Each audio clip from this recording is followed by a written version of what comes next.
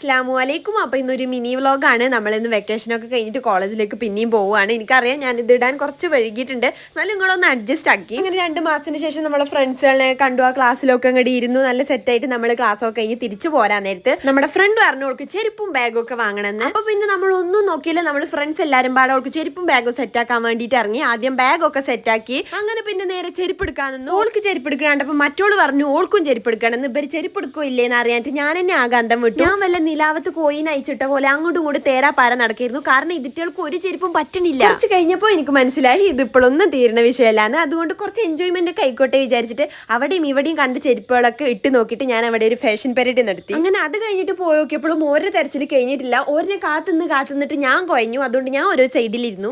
തെരഞ്ഞിട്ട് ഓരും കൊയങ്ങിക്കണു, അത് വേറെ കാര്യം. അങ്ങനെ അവസാനം രണ്ടാൾക്കും ചെരുപ്പ് കിട്ടി. അപ്പോൾ കോളേജ് ഡേ വ്ളോഗ് ഞാൻ അപ്ലോഡ് ചെയ്തിട്ടുണ്ട്, ഞാൻ താഴത്ത് കൊടുക്കാം. അപ്പോൾ ഒന്ന് ചെക്ക് ചെയ്ത് നോക്കുക. ബൈ.